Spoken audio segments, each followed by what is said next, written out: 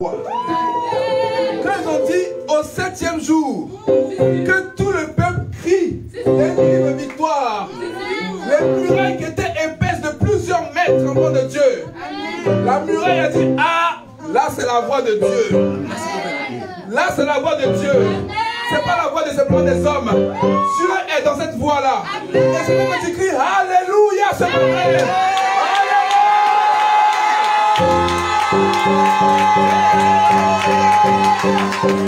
Alléluia.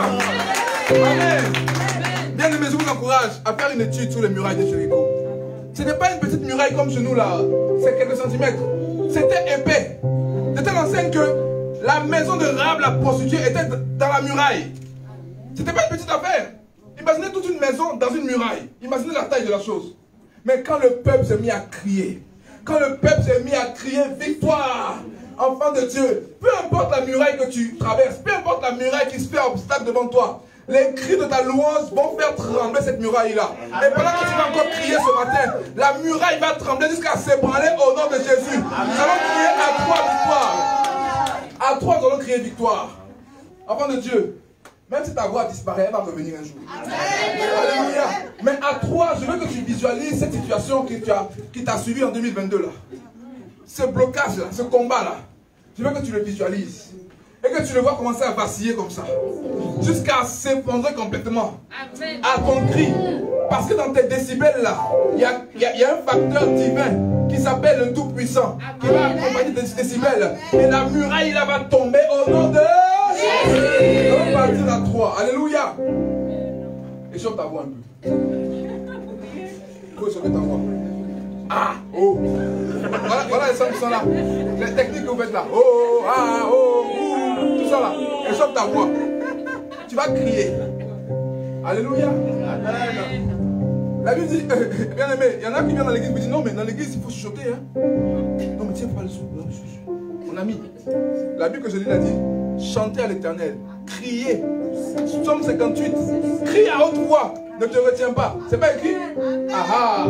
Donc ce matin tu vas crier en visualisant ce combat-là que tu as traîné depuis janvier 2021 jusqu'à décembre là. Toi-même tu l'as dit, mais ah, tu es encore là. Je dis je suis là. Parce que quand tu n'as pas crié vraiment, je serai toujours là. Alléluia. Donc à 3 on va partir. 1. Chauffe bien ta voix. 2. Je dis que tu es prêt. 3. Victoire.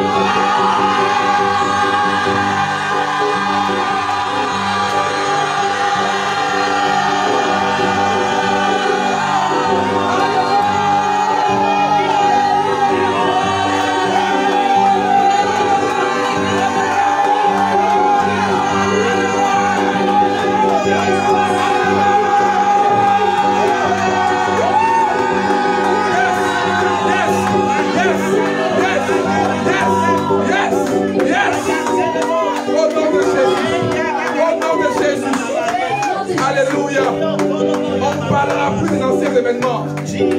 On parlera plus des anciens événements. Une route nouvelle est tracée devant toi. Cette route s'appelle victoire. Cette route s'appelle succès. Cette route s'appelle réussite. Cette route s'appelle élévation.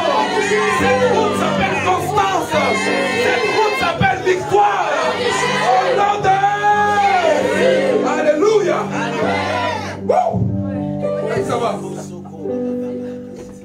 Est-ce que vous sentez que l'atmosphère se dégage? Est-ce que tu sens que Dieu a des choses à dire ce matin? Alléluia. Dans cette atmosphère, enfant de Dieu, je vais laisser 2 minutes à quelqu'un qui a un témoignage à donner. Est-ce que quelqu'un a un témoignage? Une histoire? Alléluia. Tu vas témoigner. Oh oui, on a tous un témoignage. Tu vas témoigner. C'est un culte spécial. Qui veut commencer? 2 minutes. Alléluia. Bon, honneur aux dames. Après, on va laisser notre frère. 2 minutes, je mets le chrono. Bonjour, bonne année à tous.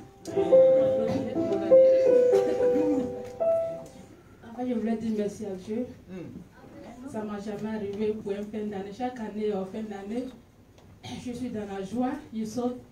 J'étais à l'église, quand minuit a sonné. En fait, mes larmes ont commencé à couler.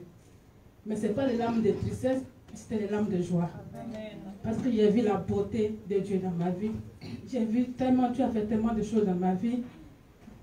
Je ne suis pas parfait, mais Dieu m'a toujours préservé. Et il m'a gardé. Il ne m'a jamais laissé tomber. En fait, je me suis retournée en arrière 10 ans de cela. En fait, j'ai réalisé la beauté de Dieu. Quand Dieu il a la main sur toi, personne ne peut t'atteindre. Il dit personne ne peut t'atteindre. Je ne sais pas si dans ta vie, j'aimerais traverser un moment, une situation que personne ne croit en toi. Personne ne croit en toi. Tu es la seule personne à affronter cette situation. J'étais en arrière 10 ans de cet âge en Algérie. J'étais comme ton diplomate. Il y a une situation qui s'est passée à la maison. C'était mal, c'était très compliqué. Personne n'a cru à moi. Personne n'a cru à moi. Mais c'est arrivé quand c'est l'ambassadeur. Personne n'a cru à moi. Je dois affronter tout ce monde qui sont retenus contre moi. J'étais seule et Dieu qui était avec moi. Du coup, pendant un mois, j'étais enfermée dans la chambre. Quand je dis enfermée, ce n'est pas en prison, mais personne ne croit. C'était un moment tellement difficile. J'ai appelé à l'époque mon pasteur, me dit, papa, voici la situation. Il me dit, Clarisse, je crois en toi. Il sait que tu fais. Mais il y a une seule condition. Si tu sais au fond de ton cœur, tu n'as rien fait. Mais c'est Dieu que tu as servi. Infidélité ne va jamais te laisser tomber. Mets ta confiance en Dieu. Pour ne pas baisser les bras. Ça m'est arrivé. Je voulais prendre le billet pour dire, Seigneur, je n'en peux plus. Ma famille est loin de moi. Je vais prendre mon billet pour rentrer. Il y a un tata qui m'appelle, dit, Clarisse, je crois en toi. Amen. Tu n'es pas parfait, mais il sait que tu es une personne sincère. Mais continue à perdre. Pendant un mois là, reste tranquille. Mais le Dieu que tu as servi va te justifier. Amen. Je suis restée enfermée, sans manger, pendant un mois. Du coup, un jour, je me dis, Seigneur, qu'est-ce qui m'arrive? Qu'est-ce qui ne va pas chez moi? Qu'est-ce que j'ai fait? Mais je suis la seule, avec personne ne me croit. Amen. Au bout de 3 semaines, j'étais dans la chambre, je dormais. En fait, quand tu dors, tu sommeilles, tu ne dormais pas. J'entends une voix sonore qui crie. Il y a une voix sonore qui me parle, enfin, une voix très sonore. Il dit, personne qui touche ce que j'ai qu'on a fait à mes coins. Personne ne touche à mes coins. Je me suis réveillée, dit, c'est quoi ça? La voix sonore dit, personne ne touche à mes coins. J'ai dit, c'est quoi ça? 3e fois encore, la voix sonne tellement, elle dit, personne ne touche à mes coins. J'ai dit, waouh. Je me suis réveillée. À peine je suis appelée, à l'époque, mon pasteur qui a fait. Il dit, Clarisse, tu n'as pas confiance en toi, tu te prends compte de moi-même, c'est Dieu qui t'a appelé. Avant, Dieu a dit à Jérémie, avant que tu te connaissais dans ma famille, il t'est consacré prophète des nations. Du coup, si tu es sincère, ce que tu traverses, la voix que j'ai entendue, ça vient de Dieu, qui te donne seulement un mois. Tu vois ce qui va se passer. Du coup, j'ai terminé mon 1 mois. Quand je suis sortie, j'ai dit à la fille qui était à la base de cette situation que j'ai traversée, j'ai dit, c'est ta parole contre ma parole. Tes parents, ils ont l'argent. Moi, je n'ai rien, c'est une femme de peau. Mais c'est de Dieu que je suis. Je te donne 3 mois. Il dit, moi, là, je te donne 3 mois. Ton père qui t'a mis au monde, c'est lui qui t'a accouché. C'est lui qui va prendre tes affaires. Il va les jeter. Tu vas voir qui je suis vraiment. Du coup, il a continué à mes activités 1 mois après. Ces 3 mois arrivés, il a dit, l'affaire, Dieu m'a justifié. Il a dit bien, pour couper, Dieu m'a justifié. C'est l'ambassadeur, Lucas Ota. En fait, c'est tellement long, Lucas arrivé au pays. C'est l'ancien président, Lucas à la maison. Dieu m'a justifié. Ceux qui sont... En fait, je suis arrêté comme ça. J'ai dit, Seigneur, en fait, cet animal-là m'a couru pour dire simplement que j'ai vu combien de... la dimension... Je ne sais pas comment exprimer ça. J'ai vu que Dieu m'a tellement protégé. Il ne m'a jamais laissé tomber. Dieu m'a justifié des Ascazes. Ceux qui sont retenus eux-mêmes là. Ils ont dit, Clarisse, en fait, je n'ai pas de mots à dire. Cette année, mes larmes pour dire, Seigneur, tu ne m'as jamais laissé tomber. Tu m'as toujours protégé. Personne ne croit à moi, mais Dieu que je sais que l'ami fidèle, c'est Dieu. Du coup, je ne vois pas ma vie sans Dieu parce que Dieu a fait tellement de choses pour moi. Ça veut dire merci à Dieu pour sa fidélité, pour son amour. Il n'y a que lui qui peut faire ça. L'homme ne peut rien faire pour toi. Mais c'est le Dieu qui fait ça. Alléluia. Il est fidèle. Il est fidèle. Même quand nous nous déconnons, il est fidèle. Que Dieu te bénisse. On va prendre encore 2 témoignages rapidement. Il y a, oui, le frère qui veut témoigner. Bonjour à tous. C'est béni, bonne heureuse année. Mes meilleurs vœux. Ouais, du coup, le témoignage que je voulais rendre, c'était concernant le travail. Parce que depuis un certain temps, j'opérais dans le domaine de la sécurité. Et du coup, j'aimais pas trop ce travail parce que c'est pas mon niveau en fait. Mais parce que de base, je suis soldat, j'ai fait l'armée en Côte d'Ivoire. Et quand je suis arrivé, le CV qui était approprié, c'était la sécurité. Donc du coup, le Pôle emploi m'a orienté dans ce domaine-là. Mais je le faisais, mais je n'étais pas heureux, j'ai déprimé. Je disais, Seigneur, je suis ton serviteur, je ne peux pas accepter de faire un travail qui ne me plaît pas.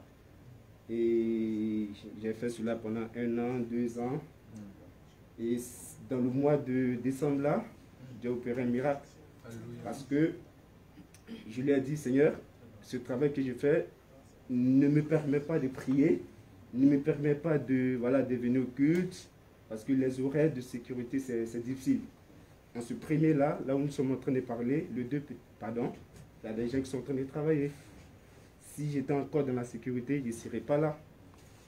Et Dieu, il a ouvert une porte. Comme il a ouvert la porte, j'étais en train de travailler et j'étais en train de chercher un travail pour mon épouse, qui est là il n'y a pas longtemps. Et j'étais en train de chercher sur Internet. Et je vois un poste dans un centre de recyclage. Alors je check, je regarde les différents profils. Je vois qu'elle ne correspond pas au profil. Mais je regarde, moi je correspond au profil. Je dis, peut-être c'est le plan de Dieu qui est en train de s'opérer. Donc qu'est-ce que je fais? J'envoie mon CV, tout et tout. Et dès que je donne le CV, le même soir, la dame m'appelle. Wow. Elle me dit, ok monsieur, vous pouvez venir. Je dis, il n'y a pas de souci, j'habite. En plus, c'est même pas loin de chez moi, à 5 minutes de chez moi en voiture. Donc, je dis, ok, il n'y a pas de souci, je me rends tout de suite. J'arrive, elle me reçoit, elle regarde le CV. Elle dit, normalement, tu n'as pas la condition d'être ici parce que ton CV, il est trop supérieur par rapport aux gens qu'on a besoin ici. Toi, tu ne peux pas. Elle a dit, bon, il faut partir, l'essentiel, je vais regarder jusqu'au soir, on va se concerter entre nous les collègues là, et puis on va faire une suite. Mais lorsqu'elle m'a décrit le poste, mais je vous assure, le poste, il est formidable. Vous travaillez du lundi au vendredi, vous avez des horaires de bureau, vous avez un 13e mois. Wow. Je dis, mais Seigneur, oh putain, je galère, je donne tout le tour dans la sécurité, même un 13e mois, on n'a pas. Même des tickets restent, tous les avantages, rien. Je dis, Seigneur, ce poste-là, je ne rentre pas, mais c'est pour moi. C'est pour moi. C'est comme ça que je rentre à la maison. Le temps de tourner un peu dans la maison, faire des choses. Je vois mon téléphone, il sonne. Ah, monsieur Kofi, c'est bien vous? Je dis oui. Elle dit, ta candidature est acceptée. Alléluia. Il faut passer au bureau. Alléluia. Alléluia. Je dis, Seigneur, c'est ton plan. J'ai commencé à sourire. Je savais que c'était la main de Dieu. Et voilà, c'est comme ça, j'arrive, on me propose. On me dit, bon, normalement, ce n'est pas un CDI à long terme. C'est un CDDI. Ça veut dire contrat à durée indéterminée d'insertion. C'est-à-dire, étant là-bas, je peux projeter pour un nouveau boulot que je veux. Mais il dit, Seigneur, c'est super. Parce que là, le poste que je veux, il me faut la nationalité. Mais du coup, puisque j'ai déjà demandé la nationalité, je suis en attente, ça tombe bien. Étant là-bas, dès que j'ai la nationalité, je projette mon projet. Alléluia. Donc voilà, j'ai dit, Seigneur, c'est le poste dont c'est toi tu as voulu. Donc c'est comme ça que je signe le contrat. Et voilà, engagé. J'ai commencé la semaine prochaine. Tout se passe bien, tout est nickel. Alléluia. C'est le premier témoignage. Je rends gloire à Dieu pour cela. Alléluia.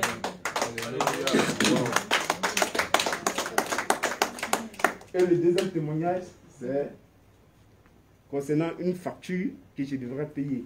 Une facture de régularisation. Je suis à NJ et la facture est venue à 400 €. Ah, on connaît. Parce que mon épouse, avec l'enfant, ils sont arrivés, ils ne supportent pas le froid. Donc du coup, je suis obligé de bombarder le chauffage pour ne pas que, voilà, ils grignotent. Donc la facture est arrivée 400 €. Je dis, mais Seigneur, dans décembre, là, même si je suis payé à 2000 €, je fais comment? Donc voilà, je m'apprête à appeler le service client pour dire, je vais payer la facture en 2 fois ou en 3 fois. Donc je patiente une semaine et voilà, avant les fêtes et le 24 matin, l'esprit me dit, bon, appelle le service client, tu vas voir comment tu vas procéder pour régulariser cette facture-là. Quand je lance, la femme elle décroche, mais je ne lui dis pas, madame, je veux payer la facture en plusieurs fois. Dans mon esprit, c'est comme si j'avais déjà payé la facture. Donc je dis à la dame, madame, j'aimerais vérifier si ma facture a été régularisée ou pas. Elle me dit, monsieur, attendez, je vérifie. Elle vérifie tout et tout. Elle dit, mais c'est bien, monsieur Kofi, au 121 chemin des Ginès, la facture de 432 €. Elle dit, bien sûr. Elle dit, ça a été réglé. Waouh! Alléluia! Waouh! Madame, c'est sérieux? Je dis, est-ce que je peux avoir une attestation pour dire oui, c'est réglé? Parce que je sais que j'ai rien fait. Je regarde dans mon compte. Hein, parce que pour cette facture-là, je le mets sur le livret A. Là, comme ça. Voilà. Donc, j'ai vu que sur le livret A, ça a été rejeté. Le prélèvement n'a pas été fait. Ça a été rejeté. Donc, comment est-ce qu'elle me dit ça a été rejeté? Je dis, je veux une attestation. Pas dessus. Donc, c'est comme ça, elle me dit, il n'y a pas de souci. Va dans ton espace, tu prends l'attestation. Et je rentre dans l'espace client, je vérifie. Tout est nickel. Wow. Alors, qu'est-ce que je fais? Je patiente encore. Je regarde dans l'espace client, non, dans mon espace personnel de banque. Je vois que le prélèvement, il est rejeté, mais il est encore là. Il dit, Seigneur, je patiente encore. Peut-être ça peut revenir dans 2 semaines. Parce que quand c'est rejeté, 1 semaine ou 2 semaines après, ça peut se représenter. Mais là, je présente et je patiente 2 semaines, il n'y a rien. Jusqu'à présent, je consulte, c'est nickel. Wow. J'appelle, on dit, ben, monsieur, vous ne devez rien. Wow. Nickel, tout est parfait. Et on gloire à Dieu.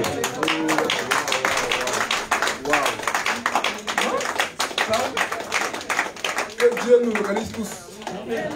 Le règlement d'être surnaturel. Alléluia. Que cette grâce nous soit multipliée. Amen.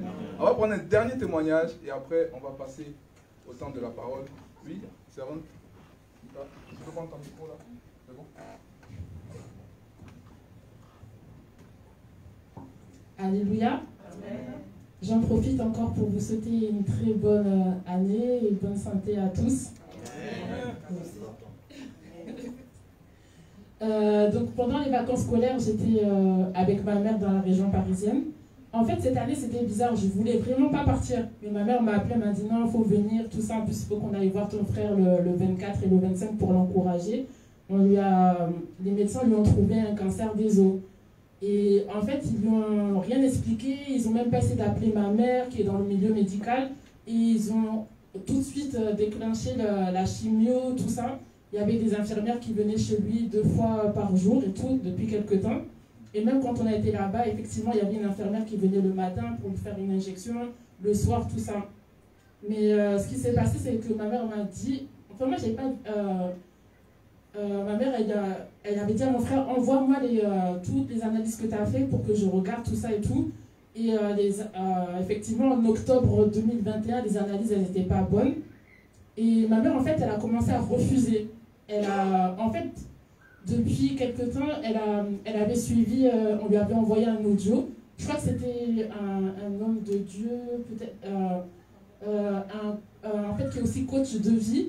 En fait, un béninois qui parlait de quand tu reçois des mauvaises nouvelles, de les refuser en fait.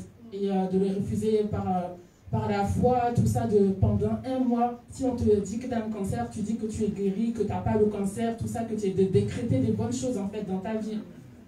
Et c'est ce qu'elle a fait, elle a refusé la maladie pour mon frère. Pendant plusieurs mois, elle a refusé. Elle a déclaré tout le temps que mon frère est guéri, tout ça et tout. Et quand on est allé là-bas le 24, donc mon frère lui a donné les nouvelles analyses là qu'il venait de faire, les résultats. Et elle a regardé et en fait on a remarqué que le cancer il est en rémission et que même son médecin il a dit que mais que M. Clément c'est une rémission miraculeuse. Alléluia. Voilà, qu'il n'y a plus rien, que là on lui fait les dernières injections voilà, pour être sûr. mais que normalement il n'y a plus rien. Même eux, ils sont étonnés, tout ça, et ils pensaient vraiment encore continuer à le bombarder de chimio, tout ça, et en fait, il n'y a plus rien. Et j'ai dit, waouh, j'ai ma mère, pourtant elle n'est pas encore 100% dans la foi, pas encore 100% chrétienne, et je prie pour ça. Mais je me dis, mais déjà, quelle fois elle a manifesté? Et à un moment donné, pendant qu'on était là-bas, elle était en train de me dire qu'elle parlait avec... elle avait parlé avec la mamie de ma belle-sœur, qui est française, qui est bretonne. Et dans la famille de ma belle-sœur, en fait, il y a beaucoup de problèmes. Dans leur famille, il y a beaucoup de conflits, ils se parlent mal, ils essayent de se frauder, de voler l'argent des parents, tout ça, de voler l'héritage et tout. Et un jour, ma mère, elle m'a dit qu'elle leur a dit qu'au moins dans ma famille, c'est vrai qu'on n'a pas d'argent, mais il y a l'amour et le respect. J'ai dit, dans mon cœur, j'ai dit, bon, il faut que je parle à ma mère. J'ai dit, oui, maman, c'est bien. J'ai pris mon courage à deux mains, j'ai dit, maman, c'est bien, c'est vrai, il y a l'amour, le respect, mais il ne faut pas déclarer des choses comme ça. Toi-même, tu m'as dit que maintenant, tu as entendu quelque chose, il faut proclamer des bonnes choses, tout ça. Et c'est vrai qu'il y a beaucoup d'amour, de respect dans notre famille, mais le fait de dire qu'il n'y a pas d'argent, ben ça aide pas en fait. Donc, et donc je lui ai dit, avant qu'on quitte mon frère, j'ai dit devant mon frère, j'ai dit, maman, ce que j'aimerais te proposer, comme c'est toi l'autorité de la famille maintenant, tu es la deuxième autorité, c'est toi maintenant l'autorité de la famille, il faut que tu déclares en fait que dans la famille, oui, il y a beaucoup d'amour, de respect, et aussi beaucoup d'argent. Et donc j'ai dit est-ce que tu peux le faire là maintenant, déclarer maintenant? Et donc elle l'a fait, elle a déclaré ça, et moi j'ai conclu au nom de Jésus, amen. Et donc vraiment, j'ai senti que vraiment que les choses avancent de plus en plus dans ma famille, et je persévère, et je veux rendre vraiment toute la gloire à Dieu. Alléluia, alléluia. Merci Seigneur. Que Dieu te bénisse.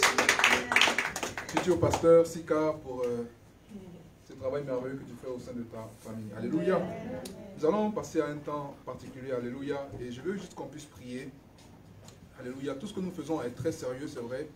Mais Dieu a des choses à nous dire d'important ce matin. Et je veux simplement que ton cœur, que le mien, soit disposé à recevoir la parole de vie. Alléluia. Et je veux que tu pries là où tu es. Que tu pries pour ton cœur et que tu pries pour loin de Dieu qui va encore libérer la parole pour nous. Demande à Dieu vraiment qu'il y ait une atmosphère d'attente. Alléluia. Dieu se manifeste quand on s'attend à lui.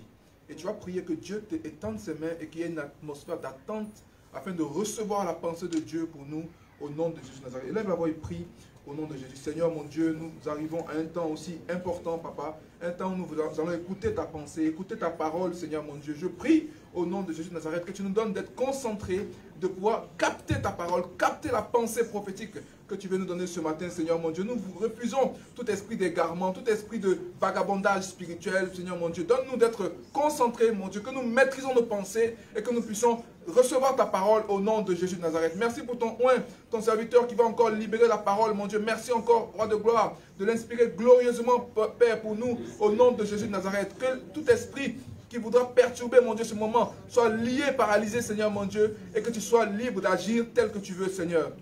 Merci pour l'action des anges dans ce lieu aujourd'hui. Au nom puissant de Jésus de Nazareth, nous nous soumettons à toi, Seigneur, mon Dieu, et nous disons Amen d'avance à ta parole. Merci pour ta fidélité. Au nom puissant de Jésus de Nazareth. Alléluia. Est-ce qu'on peut acclamer le Seigneur pour la vie de l'homme de Dieu au nom de Jésus de Nazareth? Amen. Gloire à Dieu. Amen. Bonne heureuse année encore à vous tous. Que le Seigneur soit glorifié. J'ai vraiment aimé l'atmosphère qui a été libérée. Et je tiens aussi à bénir le Seigneur pour les chantres. Parce que je pense que c'est cette nuit-là où j'ai parlé un peu avec une des responsables. J'ai dit il faut faire chauffer la salle. J'ai dit là, il faut vraiment qu'on loue. Et j'ai béni le Seigneur parce que quand je suis arrivé, déjà là-bas, mon pied commençait à danser seul. Je ne comprenais pas. Et quand je suis entré là, j'ai couru moi-même, je ne comprenais pas, je commençais à danser par la gloire de Dieu. Et vraiment, que Dieu vous bénisse les chantres. Continuez comme ça. Je prie que cette année soit une année où vous accomplissez les projets pour la seule gloire de Jésus-Christ de Nazareth. Amen. Donc voilà, donc pardonnez-moi pour le retard parce que je n'ai pas dormi cette nuit. Je n'ai pas du tout dormi cette nuit, donc je voulais me reposer. J'avais besoin de prier un peu. Voilà, c'est pour ça que je suis un peu en retard. Et puis aussi la prophétesse qui était en train d'exercer son ministère dans le domaine de la cuisine toute cette nuit. Donc, elle est en route là. J'ai dit, moi, je te laisse, moi, j'avance. Donc, c'est pour ça qu'on est un peu en retard comme ça. Que Dieu soit béni. Est-ce que l'enseignement de dimanche, de vendredi vous a béni? Est-ce que ça vous a ouvert les yeux sur la foi qui sauve? Amen. Réécoutez ce message. Moi-même, hier, je me réécoutais encore. Je me réécoute tout le temps. Je réécoute tout le temps cet enseignement parce que je crois que cet enseignement est une prophétie. Vraiment, c'est une parole prophétique pour bien commencer l'année et vraiment entrer dans une dimension d'exaucement et de victoire. Non seulement pour toi, mais aussi pour les membres de ta famille. Je bénis le Seigneur pour tous ces témoignages. Là, entendant le témoignage de notre bien-aimé Clarisse, j'ai dit, mais la soeur est vraiment convertie. Hein, parce qu'à Algérie là-bas, c'est Algérie, non, c'est ça, non? Algérie là-bas, et tu pries. Moi, je connais un peu le Maghreb, c'est compliqué. Et jusqu'aujourd'hui, regarde la foi, que Dieu te bénisse. Que Dieu récompense ta foi. Au nom de Jésus de Nazareth. Et je bénis le Seigneur pour la vie, le témoignage aussi de notre bien-aimé. Lui, bon, c'est vrai, il s'appelle Kofi Kwaku. Donc moi, j'ai dit non, quand il y a déjà un Kwaku ici, il y a déjà un Kofi ici, je t'appelle lui. Amen. Voilà, donc un témoignage extraordinaire. Dieu qui résout les dettes de manière surnaturelle. Qui croit ça? Moi, je crois ça. Hein? Moi, je me dis ça à plusieurs fois. C'est la foi. Amen. Il sera fait selon ta. Et notre bien-aimé a cru. Dieu a restauré ça de manière surnaturelle. Waouh, j'aime ce type de témoignage. Ça me pousse encore à chercher Dieu. Ça, c'est des témoignages qui te donnent encore à te retirer. Dis non, Seigneur, tu as fait ça à notre bien-aimé. Fais aussi ça pour moi. Alléluia. Amen. Que Dieu soit béni. Merci Seigneur aussi pour le témoin de notre bien-aimé Sika qui est revenu de Paris. Waouh, gloire à Dieu. Bon retour Sika. Amen. Donc, très bon témoignage sur la proclamation de la foi. Ce sont des enseignements que Dieu nous donne. Il faut proclamer. Il y a un serviteur de Dieu qui a donné, à un moment donné, tu me parlais beaucoup sur l'importance de proclamer et je suis tombé en même temps dans mes recherches et ça m'a conduit à écouter un homme de Dieu et cet homme de Dieu a dit une chose qui m'a vraiment interpellé. Il dit qu'il y a, quand vous voulez avoir des résultats concernant la proclamation, le résultat par rapport à la proclamation sur quelque chose commence à se manifester, à se concrétiser après 21 jours. Et il a pris des versets bibliques, il a expliqué. J'ai dit, waouh, mais ce qu'il dit, c'est... Le problème, c'est que nous proclamons seulement à l'assemblée, qu'on a fini de proclamer, c'est bien, on rentre à la maison, à nous, allons, on attend. Non, il faut continuer à proclamer tous les jours. Et le 21e jour, moi je crois en cela, parce qu'il y a des choses que j'ai essayé de mettre ça en pratique, j'ai vu les résultats. Amen. Donc 21 jours après, le Seigneur se manifestera certainement. Il y a des cas qui seront 21 jours, sur le cas encore plus costaud, il pourra faire 40 jours. Tout ça, ça dépend de ce que Dieu veut faire avec toi. Mais quand tu proclames, il y a des déclarations peut-être qu'on fait ici qui t'interpellent. Tu sens que c'est pour toi. Continue à le faire. Crois et continue à le faire. Et tu verras la puissance de Dieu. Amen. Je répète ce que j'ai dit vendredi. Il y a des choses que vous demandez que Dieu vous a déjà donné. Quand tu sais que Dieu t'a déjà donné quelque chose, il faut proclamer. Ne demandez plus. Il dit demandez, vous recevez. Cherchez, on vous ouvrira. Frappez, ça c'est la proclamation. Il faut frapper. Dis à ton ami, il faut frapper. Si tu frappes, on va t'ouvrir. Dieu ne ment pas. Alléluia. Là c'est la proclamation, il faut frapper. Qui a dit amen bien. Donc arrête de demander, Dieu t'a dit qu'il t'a exaucé. Frappe. Frappe, c'est tout. Cherche dans la parole de Dieu comment on se comporte pour ça. C'est ça le fait de rechercher. Quand tu as découvert, maintenant tu frappes pour entrer dans la chose au nom de Jésus de Nazareth. Le thème général, c'est la vision du fils d'Isaacar. Alléluia. Et nous allons essayer un peu de parler vite fait en 30-40 minutes. Et puis nous allons, puisque le culte, c'est un culte de célébration, nous allons partager ensemble un agape pour se réjouir devant le Seigneur Jésus-Christ de Nazareth. Ok.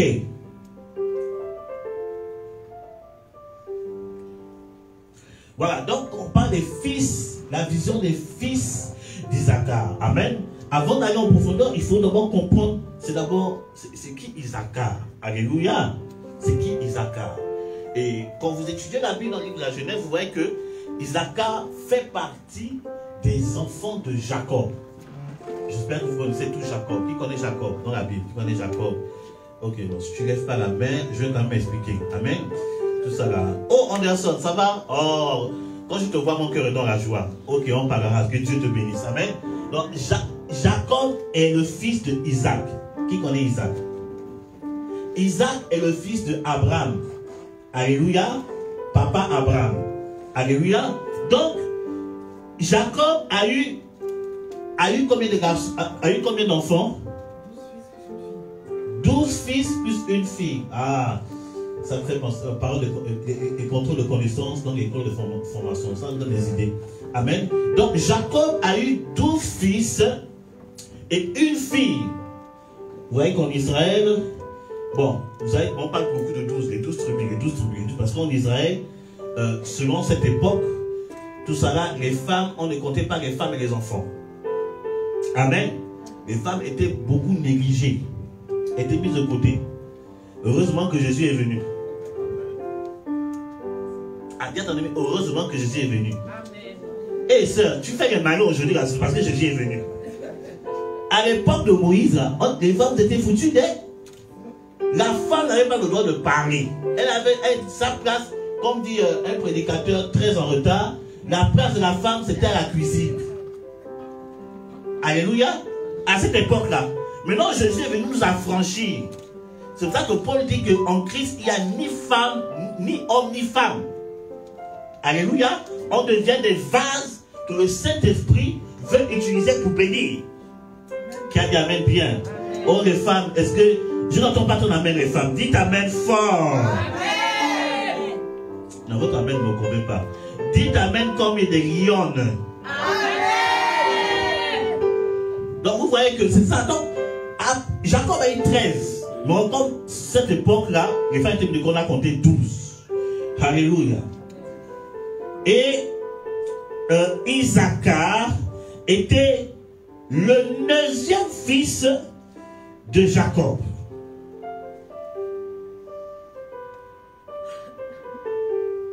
Amen. Il était le 9e de Jacob et il était le 5e des 7 fils de Léa. Parce que Jacob a épousé 2 femmes, après il y a eu 2 concubines. Il était très fort cet homme-là. D'abord, une femme déjà, il faut avoir beaucoup de foi. Mais il a marié 2 femmes et il y a eu 2 autres. Amen. C'est pour ça que la polygamie, c'est pas bien. C'est pour ça que Jésus a dit qu'au début, là, c'est pas ce que Dieu a prévu. Alléluia. Donc, il était le 5e de Léa, la première femme officielle de Jacob. Alléluia. Amen. Et Léa qui était la mère de Judas, l'ancêtre de notre maître selon la chair, Jésus-Christ de Nazareth. Amen. Donc nous voyons déjà que Isaacar, sur la numérologie hébraïque, prend des positions déjà très prophétiques. Le 9e de Jacob et le 5e de Léa. 5 c'est la grâce, 9 c'est la plénitude. Amen.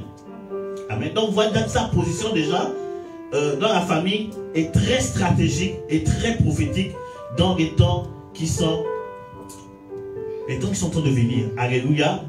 C'est pour ça que bien aimé, il faut comprendre un peu l'horloge de Dieu, comprendre ce que Dieu veut faire sur la terre. Il est important de comprendre. En fait, je crois qu'on a fait une séminaire sur ça, l'horloge de Dieu. J'avais expliqué que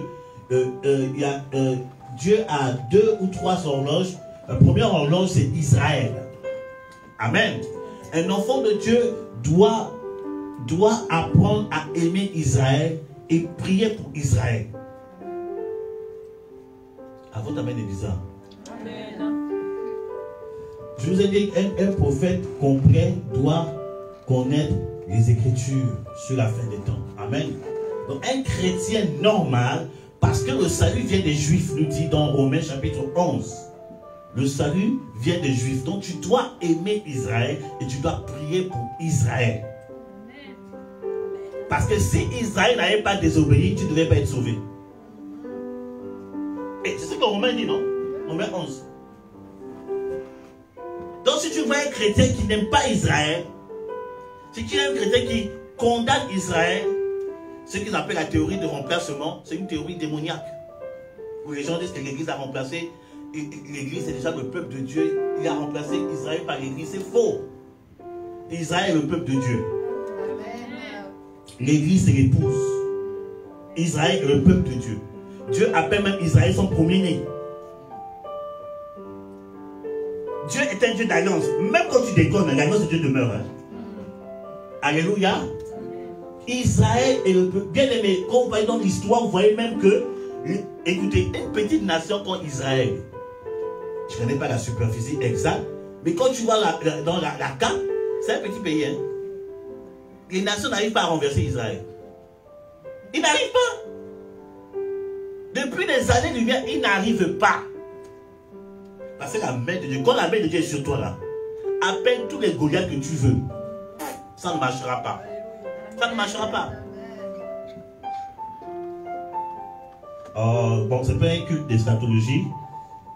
Mais, bien aimé, ayez les regards sur Israël. Et vous comprenez l'horloge de Dieu. Écoutez, on dit bonne année, gloire à Dieu. Amen. Gloire, bonne année, oui. Bénédiction, bonheur, joie, tout ça là. Gloire à Dieu. Mais ce n'est pas le calendrier de Dieu, le calendrier lequel nous observons. Je peux vous parler? Je peux vous parler? Le calendrier qu'on appelle, c'est le calendrier quoi, Gréco, quelque chose là. Grégorien. Ce n'est pas le calendrier de Dieu, c'est le calendrier de ce qu'on appelle dit des païens, des nations. Si vous voulez discerner la période où nous sommes, selon le regard de Dieu, regardez au calendrier hébraïque. Parce que selon le calendrier hébraïque, on n'est pas à 2020, on n'est pas à 2022. On est à 5000 quelque chose. 5000 combien? Manuel qui était là-bas. Oui, je sais. Oui, maman, Esther, c'est 5000 combien? 5700. On a 5700 et quelques qui correspond à l'établissement de la loi par rapport à Moïse. Amen. Voici le nombre d'années exact selon Dieu. Ça va, ça va. Ah, le prophète n'est pas venu une bénédiction. Non, non, non, non. On est dans la parole. Amen. Alléluia. Amen. On est dans la parole. Bon, pourquoi je suis arrivé là-bas? Je ne sais pas. Bon, on fait le feu. Donc Israël est l'horloge de Dieu. Alléluia. Amen ou pas amen? Amen. Voilà. Et quand vous lisez les 12 tribus d'Israël, écoutez, Dieu parle de 12 tribus d'Israël. Et dans Apocalypse chapitre 21, on parle de la nouvelle Jérusalem qui a 12 portes et les 12 portes portent les noms des apôtres. Amen. Amen. Donc c'est que il ne porte pas le nom, il n'y a pas le nom de Stéphane en bas, hein. Il n'y a pas le nom de, je ne sais pas quoi, pasteur Bénédicte. On dit les noms des apôtres. Vous là, vous débrouillez. Mais parce que Dieu, Jésus est venu, Jésus a même dit que non, il est venu pour la nation d'Israël. Il n'est pas venu pour à côté. Il est venu pour la nation d'Israël. Retiens ce matin que Israël est le peuple de Dieu. Amen. La terre sainte, ce n'est pas à Rome. Oh, c'est passé dans mon esprit comme ça. Là. Je répète, la terre sainte là, ce n'est pas à Rome. Amen. Ton amen est bizarre. Dis amen fort. Amen. La terre sainte, là où le créateur du ciel et de la terre a déposé ses pieds, sur le plan spirituel à l'époque de Moïse et sur le plan physique à la venue de Mashiach, c'est en Israël. Amen. Moi, Dieu m'a pas encore fait la grâce avec Abraham. Ma frère m'a dit, hey, il faut qu'on s'en il faut qu'on aille au monde avec là-bas. Tous mes amis qui sont partis en Israël, c'est eux qui me disent, oh. Donc bon. Manu, ton papa, je lui pose des questions parce qu'il a vécu un peu là-bas, tout ça là. Il me dit, Israël, c'est comme si c'est une Bible ouverte. Mais c'est là-bas, il y a l'histoire là. C'est en Israël, hein. C'est pas au Gabon, hein. C'est pas en Italie, hein. C'est pas aux États-Unis. Parce que j'entends des personnes dire, ah oui, votre Dieu, le Dieu des Occidentaux. Non, Dieu n'est pas le Dieu des Occidentaux. Je parle ce matin. Est-ce que je peux amener la lumière ce matin? Dieu n'est pas le Dieu, Dieu est le Dieu des Juifs. Amen. Dieu, même quand Jésus, écoutez, vous voyez dans la parole de Dieu, quand Jésus vient dans le monde, on dit les mages, ils voient une étoile. Est-ce que l'étoile apparaît en France? Est-ce que l'étoile apparaît aux États-Unis? Il dit à l'Orient. L'étoile de Dieu apparaît à l'Orient. L'étoile de Dieu n'a pas apparu au Gabon, n'a pas apparu en Espagne ou en Italie, c'est à l'Orient. Rien que par là, tu as la réponse que Dieu n'est pas le Dieu des Occidentaux. Dieu est le Dieu d'abord d'Israël. Et quand il a aimé le monde entier, il a donné le salut de l'humanité, Jésus-Christ de Nazareth. Et l'évangile vient de Israël qui s'est répandu dans les nations. Maintenant, vous dites que par exemple, je suis en train de faire en même temps un cours pastoral. Vous dites par exemple que ceux qui ont prêché l'évangile en Afrique, ils viennent de l'Europe. Oui, c'est l'apôtre Paul qui a fait le travail en Europe. C'est l'héritage de Paul. Paul avait le fardeau de l'Europe. À l'époque, c'était Rome qui était la puissance mondiale de l'époque, qui se trouve en Europe. Paul a cherché à aller en Europe et il a prêché l'évangile. Il est parti en Grèce. C'est l'apôtre qui a fait le travail en Europe. Et c'est son héritage aujourd'hui que les gens sont venus répondre maintenant dans les nations. Sinon l'évangile vient d'Israël. Donc c'est pour ça que je dis toujours aux personnes qui disent non, il faut revenir à nos adorations, nos ancêtres. Je dis bon, ok, il n'y a pas de problème, je respecte ça. Tu tes ancêtres, il n'y a pas de problème, il n'y a pas de problème. Il n'y a pas de problème. Tes ancêtres sont morts. Ils sont revenus à la vie. Il y a une seule personne qui a dit je donne ma vie et je la reprends. Et il a accompli. C'est de ça on parle, hein. On ne parle pas des ancêtres, on ne parle pas même de David, on ne parle pas de David, on ne parle pas de Moïse, on ne parle pas de Jacques Chirac, on ne parle pas de Marc Bongo, on ne parle pas de Félix Houphouët-Boigny. On parle de celui qui a vaincu la mort. Une seule personne qui a vaincu la mort s'appelle Jésus de Nazareth, Yeshua HaMashiach. C'est de lui dont parle. Le départ n'est pas de ceux qui viennent de l'Europe. Pourquoi? C'est le salut. Tu as besoin d'être sauvé. Je respecte tous ces penseurs. Mohamed, il a essayé d'aider l'humanité avec ses théories, mais la mort l'a vaincu. Bouddha, c'est la même chose. Tous les grands penseurs, ils ont essayé d'aider le monde, mais ils ont été vaincus par la mort. Il y a une seule personne qui n'a pas été vaincue par la mort. Lui, il a écrasé la mort. Il a pu écrire des portes de la mort. C'est pour ça qu'il a dit que celui qui croit en lui, la mort ne pourra jamais dominer. C'est de ça qu'on parle. Bien ton ami, l'évangile vient des Juifs. Il faut arrêter de me fatiguer. Tu dis ça, arrête de me fatiguer. L'évangile vient des Juifs. Alléluia. Oh, ton amène est bizarre.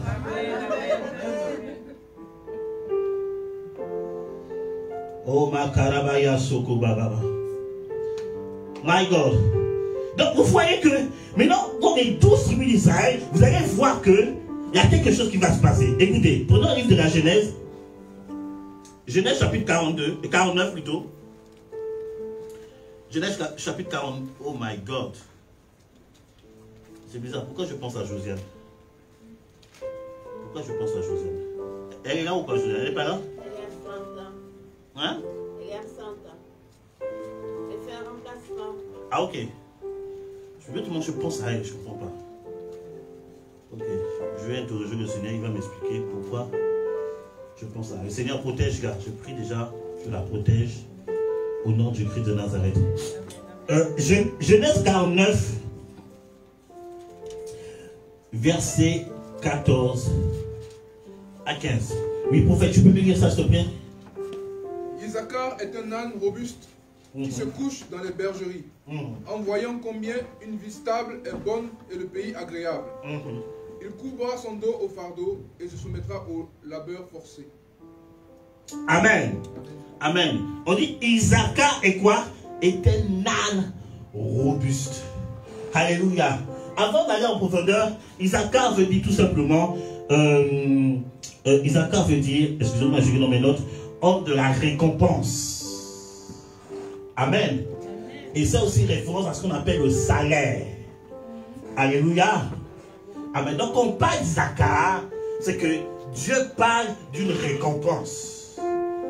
Alléluia. C'est comme s'il y a une récompense que Dieu veut donner à son peuple dans cette saison. Il y a une récompense qui est là. Mais récompenser quel type de personne? Il dit un âme quoi? Robuste. Amen. Qui quoi? Qui se couche entre les deux parcs. Ça c'est ma version. Il voit que l'endroit où il repose est bon. Et que le pays est quoi? Agréable. Il coupe son épaule sur le fardeau. Il est assujetti à des corvée. Amen. La récompense est destinée aux personnes, premièrement, qui sont robustes. Amen. Qui sont forts, qui résistent à la pression de la vie, qui résistent à la pression des combats. Oh my God. Est-ce que nous sommes en même temps en train de me parler? Alléluia. Merci Seigneur. Amen. Pendant l'année 2021, as-tu résisté à la pression de la vie? As-tu résisté à la pression que 2021 a essayé d'imposer sur ta vie? Ou tu as cédé à la pression? Seigneur, c'est trop dur. J'abandonne. Je vais un peu dehors pour respirer un peu. Après, je reviens vers toi. Je te promets. Ça ne va pas marcher. La récompense, c'est pour ceux qui sont robustes. Alléluia.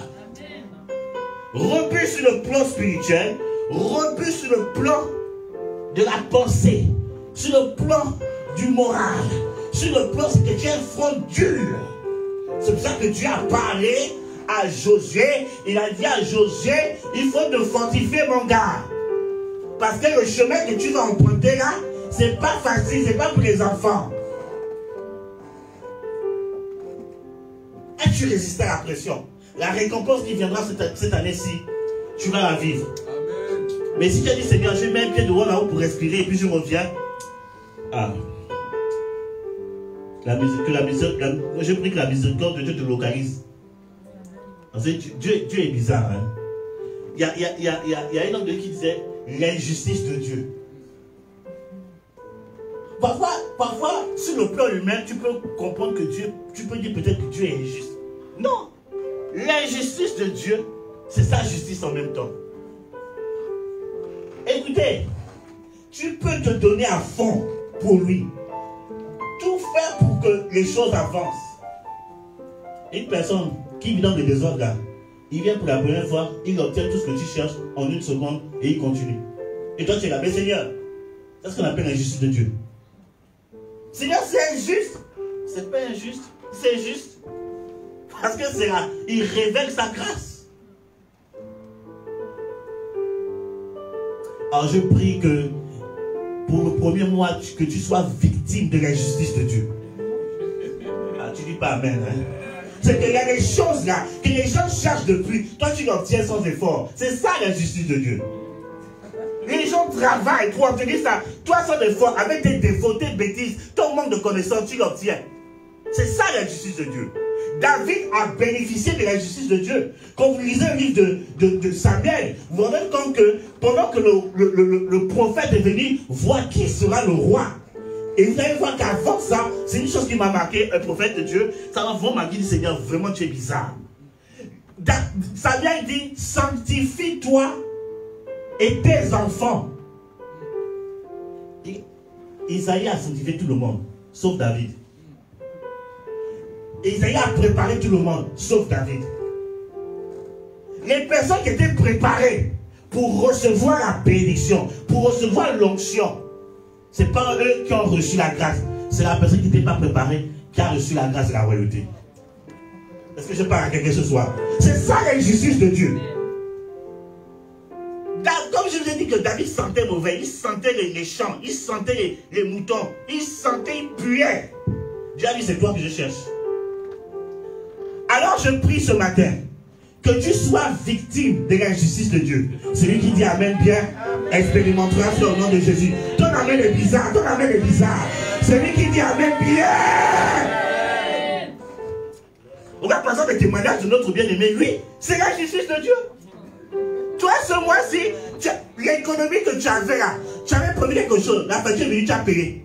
Lui n'a pas dépensé 1 centime. Dieu a payé ça à sa place. C'est ça la justice de Dieu. Est-ce que je parle à quelqu'un ce matin? Alléluia.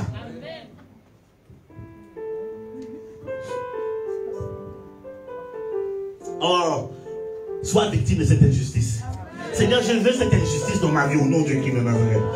Que les gens travaillent dur. Moi, j'ai ça sans effort, sans connaissance de la chose, sans maîtriser le domaine. Dieu me donne accès à ça. Et Dieu n'est pas normal, hein? L'institut de Dieu se manifestant en face aussi des 12 apôtres. Les 12 apôtres, c'était des bras cassés. Ils étaient tous perdus.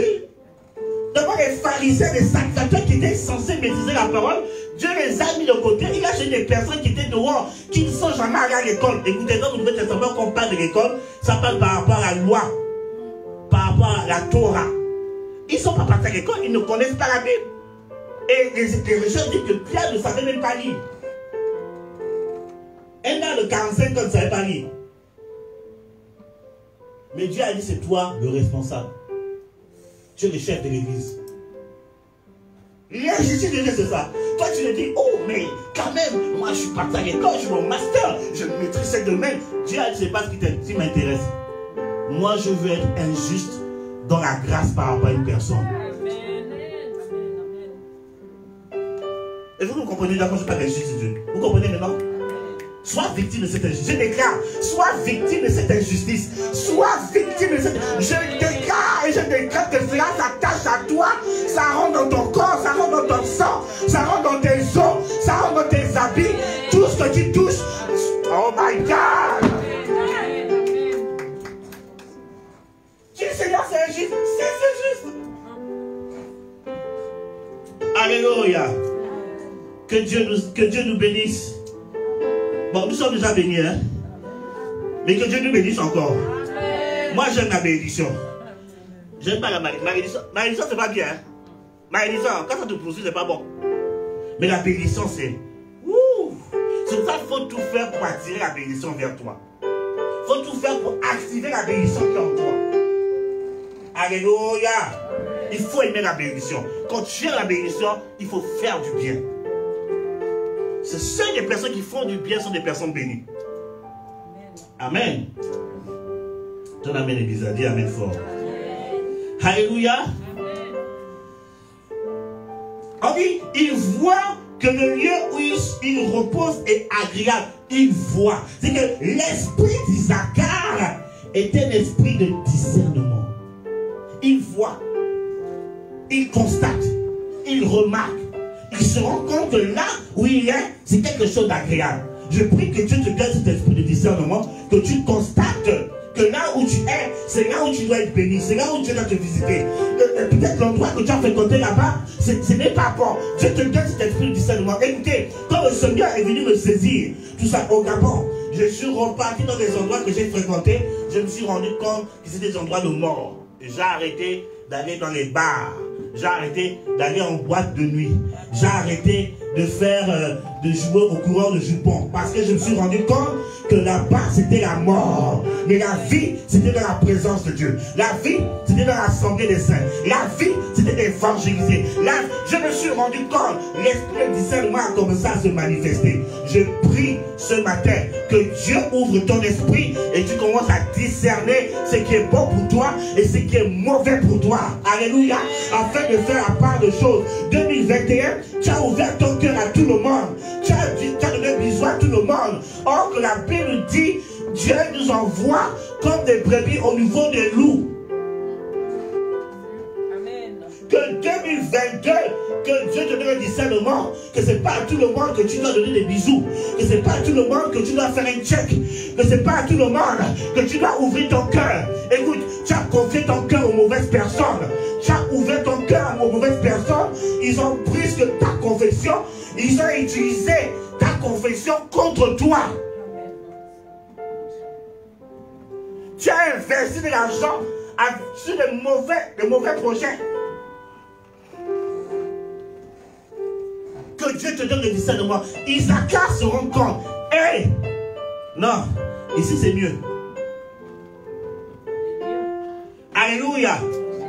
Je voulais dire que l'année qui arrive est une année d'opportunité pour les enfants de Dieu. Une année de grâce pour les enfants de Dieu. Mais il faut que tu aies le discernement. Si tu n'as pas le discernement, tu vas tout prendre. Et tu as des problèmes toi-même.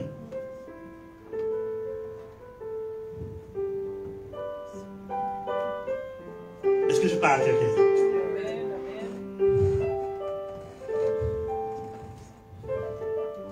Est-ce que je parle à quelqu'un ce matin? Tu as besoin du discernement. Bien-aimé, toutes les opportunités d'affaires ne viennent pas forcément de Dieu. Toutes les opportunités de ministère ne viennent pas forcément de Dieu. Il y a parfois, je reçois des invitations. Je ne dis pas oui à toutes les invitations. Il y a des choses, je dis non, je n'ai pas le temps. Je dis non, je n'ai pas envie de venir. Il y a un jeune qui m'appelle. Ah, prophète, qui m'a vu une fois prêcher. Je suis parti en Côte d'Ivoire. Le gars me demandait entretien. Et puis ce jour aussi, Dieu a ouvert mes yeux jusqu'à je n'ai rien compris moi-même. Moi-même, j'étais étonné. Dieu a allé dans des détails, expliqué des trucs. Il était tellement marqué. Je rentre en France. Il m'écrit, il m'a retrouvé sur Facebook. Eh, Facebook, mon Dieu. Et il m'écrit, oh oui, Daddy, j'aimerais organiser un grand programme d'évangélisation. Oui, pour gagner les âmes dans l'endroit où je suis. Est-ce que tu es d'accord? Je paye tout, je paye tout. Dans mon cœur, je n'étais pas en paix. J'ai dit, mon petit, je ne viens pas. Il était choqué. Il m'a proposé toutes les propositions alléchantes. J'ai dit, je ne viens pas. Est-ce que c'est forcé? C'est forcé d'aller prêcher. Si Dieu n'est pas là-bas, si Dieu ne me connaît pas, hey, il y a comme un frère que j'ai connu, que j'ai encadré à l'époque. Il devait rentrer au pays. Un homme de lui dit, ne pars pas tout de suite. Tu vas faire quoi au pays? Oh non, ne pars pas tout de suite. Sa propre lui dit, ne pars pas, attends. Il dit, non, je fais un aller-retour. Il arrive à l'aéroport, prophète. Dès qu'il arrive à l'aéroport, il arrive bien. C'était un Ivoirien. Moi, je suis Ivoirien. Hein? Et je vais ajouter dans mon nom Conan. Stéphane Enfant, Conan. Alléluia. Ah, tu as vu? Amen. Donc, vous voyez que il arrive à Abidjan, à l'aéroport. À l'aéroport, il y a un malaise, il tombe. On l'amène aux urgences, il meurt là-bas.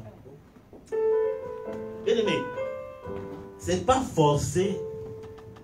Même si tu as une opportunité, si Dieu n'est pas dedans, est-ce que c'est forcé? On avait bien averti aux femmes, ne va pas. Quand j'ai appris la nouvelle, je me suis mis à genoux, je me dis, Seigneur, en plus c'était un bon frère, il aimait Dieu. Le femme me dit, prophète, viens, grand programme. Je dis, même si tu dis méga programme, je ne viens pas. Même si tu dis là-bas, on va te donner une offrande de 1 milliard, je ne viens pas. Parce que je ne sens pas Dieu dans ça.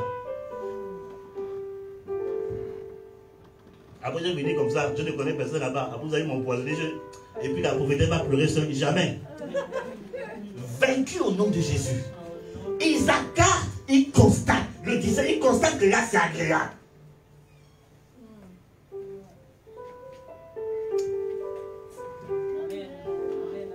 Je parle à quelqu'un ce matin? Excusez-moi. Que Dieu te donne cet esprit de discernement. Que tu discernes aussi, il y a des conseils qu'on te donne qui ne viennent pas de Dieu. Même si la personne, tu aimes beaucoup la personne vous dormez ensemble, vous avez fait un 400 coups ensemble, il y a des conseils là qui ne viennent pas de Dieu. Non, mais c'est mon ami. Non, mais c'est une hypothèse. Non, c'est ma belle-soeur, c'est mon beau-frère. Non, mais il y a des respects. Bien aimé, si Dieu n'est pas dedans. Le jeune prophète et le vieux prophète. Dieu a dit au jeune prophète, tu vas faire ce que tu dois faire et tu reviens, tu ne manges chez personne. Le gars il repart, le vieux prophète dit, hé, c'est toi, j'ai entendu que tu as gâté le coin là-bas. 1 Roi chapitre 13. Il dit, oui, tout ça là. Il dit, je suis aussi prophète. Un vieillard. Il dit, non, faut venir manger. Il dit, non, le jeune aussi est parti dévoiler le secret. Dieu m'a dit que je... Dieu m'a dit, c'est pas à tout le monde qu'on dit Dieu me dit. Hein. Non, Dieu m'a dit, non, il faut que je rentre à la maison, tout ça. Le gars dit, je suis aussi prophète, hein. Mais Dieu aussi m'a aussi dit que tu dois manger chez moi. Voilà, il a vendu sa grâce comme ça. Il a dit que lorsqu'il a mangé, un lion l'a dévoré. Et le lion s'est assis, il était mort. Et c'est le vieux là qui a donné un mauvais conseil.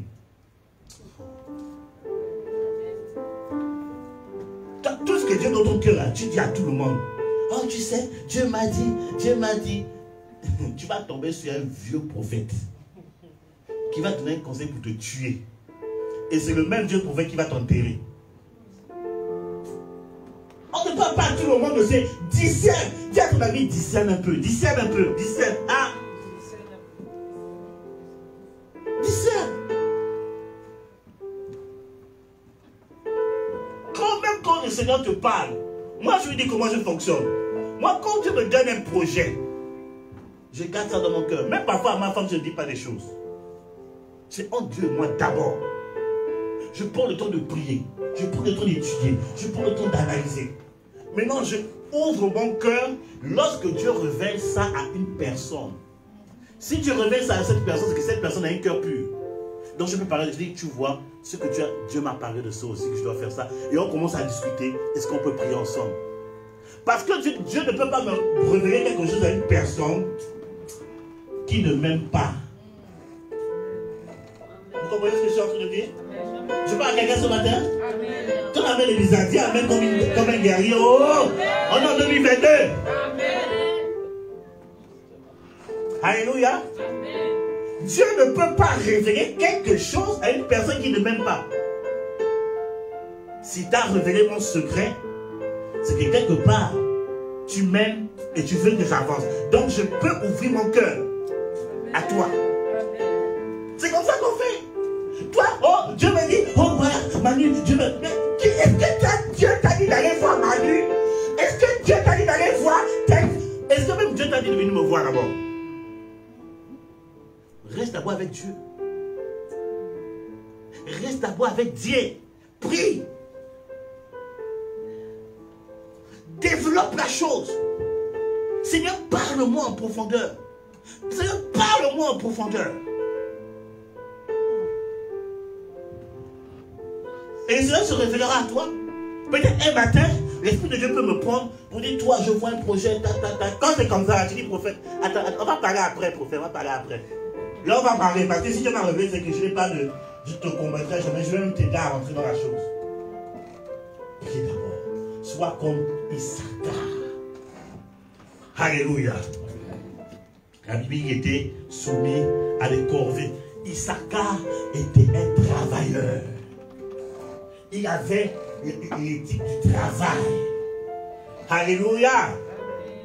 Et votre amen est bizarre. Ne pense pas d'abord à ce qu'on va manger, écoute d'abord la parole. Issachar était un travailleur. Alléluia. Issachar n'aimait pas la paresse. Issachar n'était pas nonchalant. Issachar c'était un travailleur. Qu'il pleuve ou qu'il neige, il travaillait. Bien aimé, si tu ne travailles pas, tu ne seras pas rémunéré. Je parle à quelqu'un? Je parle à quelqu'un? Si tu ne travailles pas, tu vas recevoir aucune récompense. Il faut aimer le travail.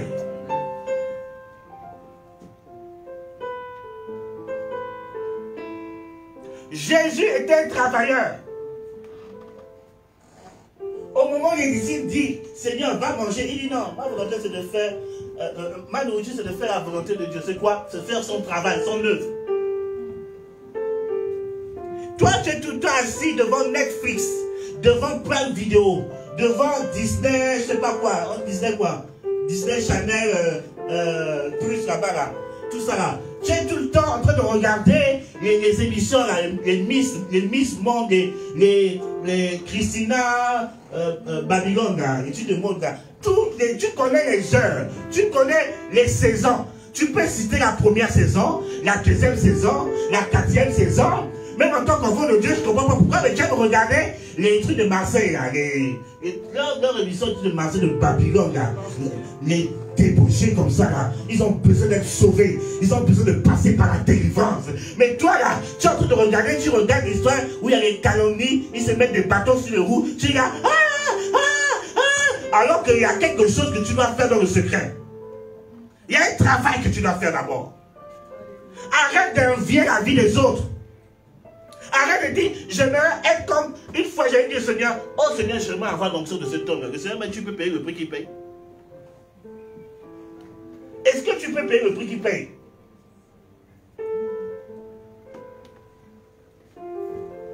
Dis à ton ami, tu dois travailler. Donc dis-lui bien, tu dois travailler. Tu dois aimer le travail.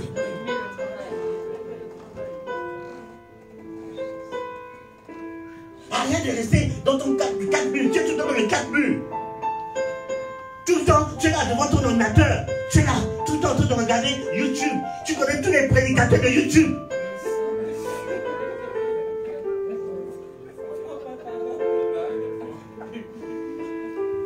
Une fois, j'ai reçu une soeur en entretien, en étant pas à Bérabé, j'ai failli rire.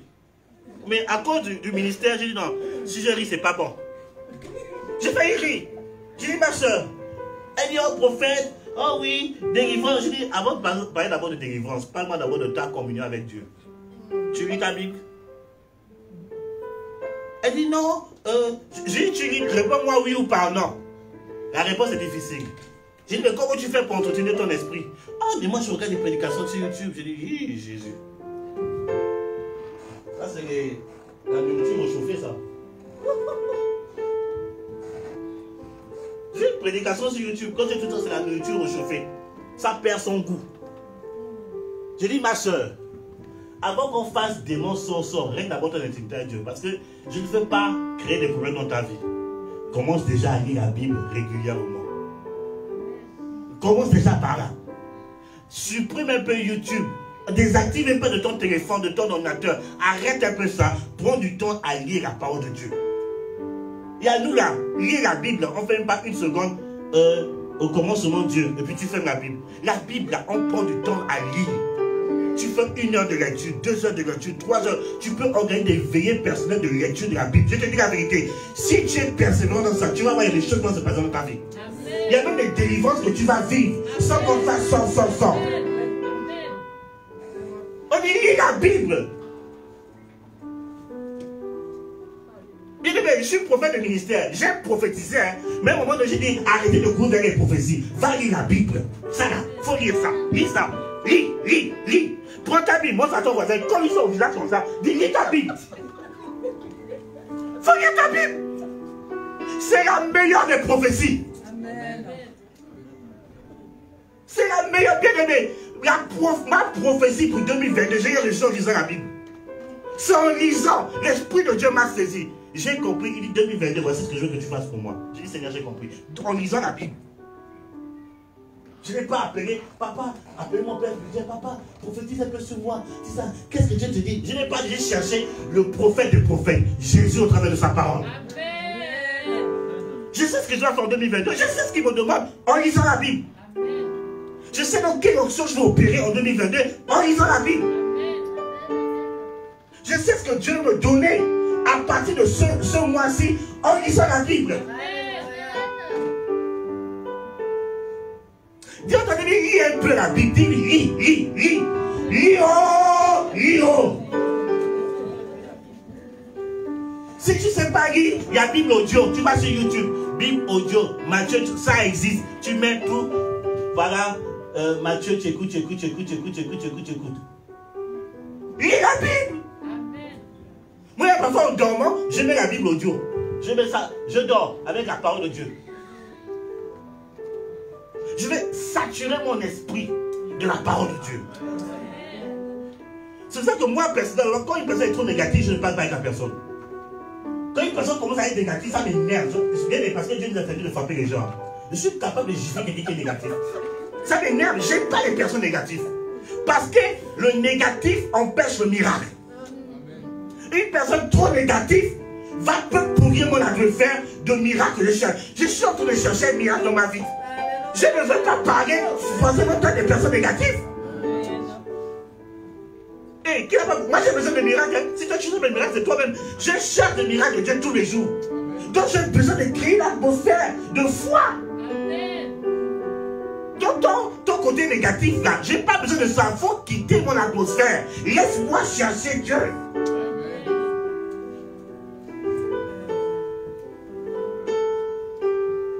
Une personne qui se dit enfant de Dieu, qui est négative, c'est une personne en vérité. Je vous donne une parole de discernement.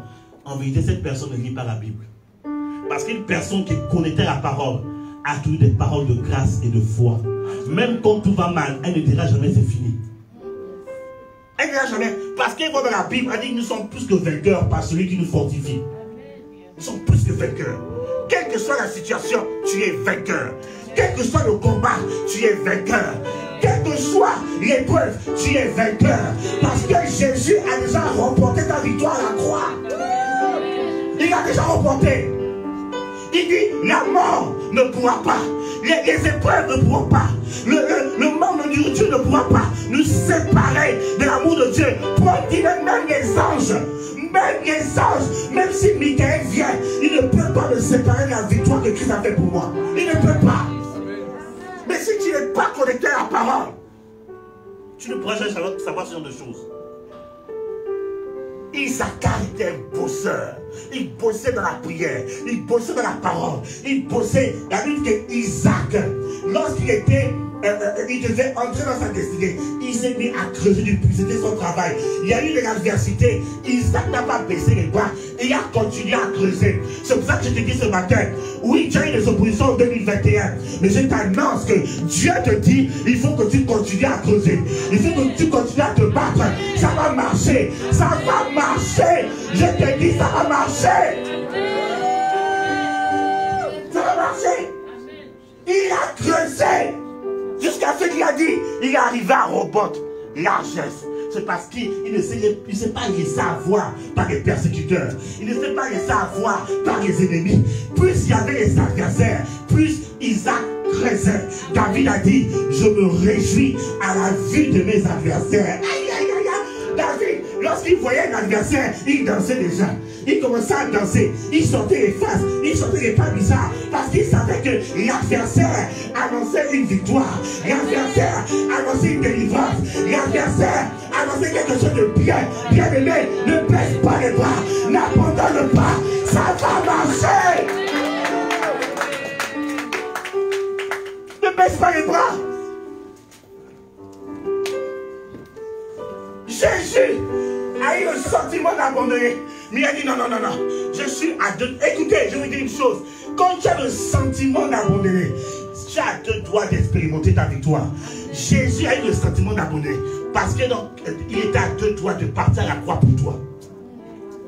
Quand tu sens qu'un esprit d'abandon, un sentiment d'abandonner vient vers toi. Non, bénis Dieu. Parce que tu as deux doigts de vivre quelque chose. Alors ne baisse pas les bras. Est-ce que je suis en train de parler à quelqu'un? Est-ce que je parle à un enfant de Dieu ce matin? Est-ce que je parle à quelqu'un ce soir? Ne baisse pas les bras. Ça va marcher.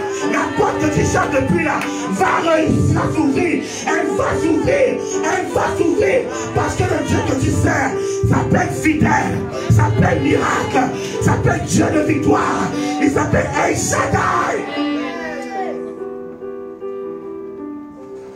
C'était un bosseur.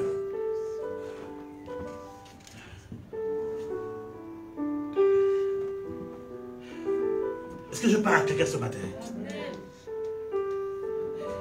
Un chronique, on finit par oh le temps. Seigneur, si tu peux suspendre le temps pendant 3 heures. Oh Seigneur, s'il te plaît, fais-nous grâce. Le temps passe trop vite.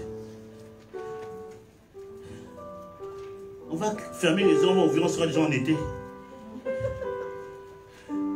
1 Chronique, chapitre 12.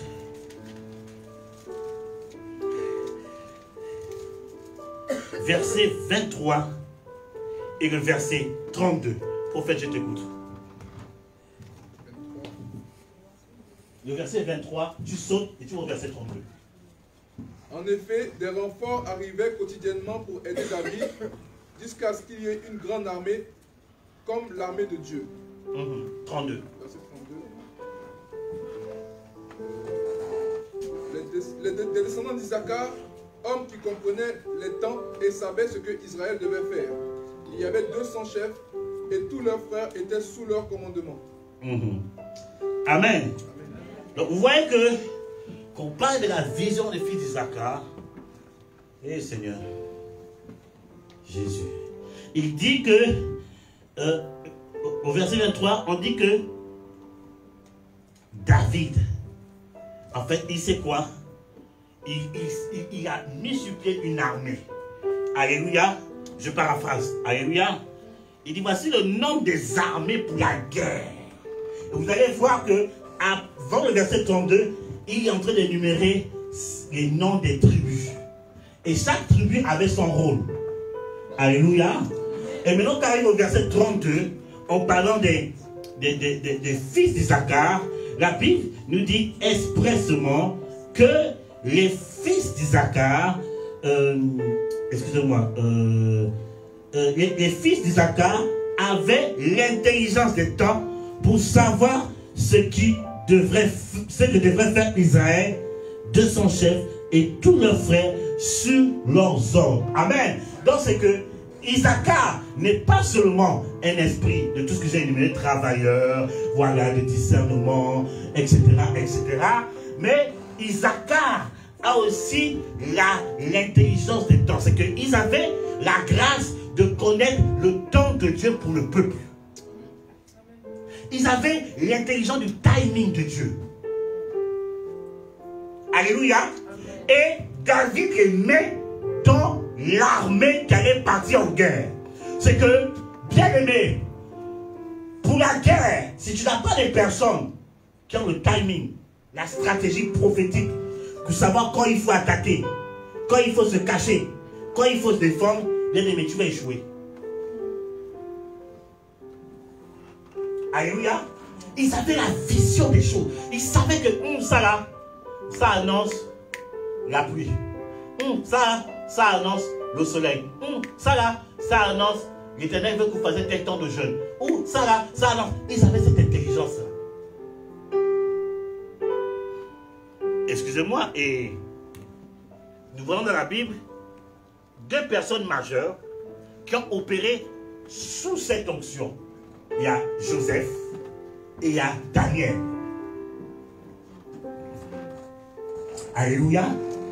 Ils ont opéré sous cette onction. Ils avaient l'intelligence des temps. Joseph a dit, il y aura 7 ans de vaches grasses et il y aura 7 ans de vaches maigres. Et il a dit, voilà ce qu'il faut faire pendant les vaches grasses pour pouvoir préparer les vaches maigres. L'intelligence des temps. C'est là où Pharaon a dit, mon petit, tu es trop fort. Je te donne chef, je te nomme chef pour pouvoir gérer cela. Bien aimé, quand tu as la vision des fils d'Isaacar, tu sais que les temps d'abondance préparent les temps de disette. Pendant que tu es dans l'abondance, tu ne vas pas tout le temps aller faire les shopping. Les personnes qui n'ont pas la vision d'Isaacar, quand tu as une entrée financière extraordinaire, ils vont tous acheter dernière voiture, dernier écran plat. Ils vont faire, allez, justement en première classe, tu vas avion. Ça te sert à quoi? Non, je vais juste essayer. Première classe, juste pour essayer. Aller-retour. Un voyage qui ne sert à rien, mais tu vas dire, j'ai fait business class, j'étais parmi les privilégiés, pendant que les gens attendaient là. Moi, je marchais, voilà, j'étais tranquille, voilà, j'avais la wifi, je mangeais comme je veux, je regardais des bons films, des trucs comme ça. Bien aimé, tu n'as pas la vision des fils d'Isaacar.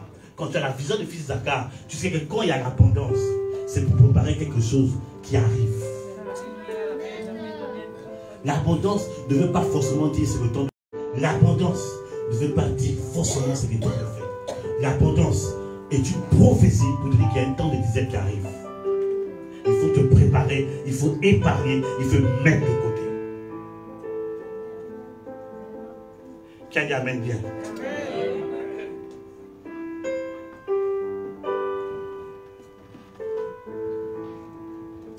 Alléluia. Et David avait besoin de cette stratégie pour conquérir l'adversaire. Écoutez, Élisée, pendant qu'Israël va aller en guerre, Élisée lève le roi, il dévoile les plans de l'adversaire. C'est la vision des fils de Zacha. Il dit voici leur stratégie de guerre. Il va tailler, détailler. Et les adversaires disent mais attends, mais qui révèle le plan comme ça? C'est Élisée. Il avait la vision des fils de Zacha. Quand tu as la vision des fils de Zacha, Dieu te montre la stratégie de l'ennemi contre toi avant que l'année ne commence. Et tu sais comment il faut te comporter. Tu sais tous les combats qui t'arrivent.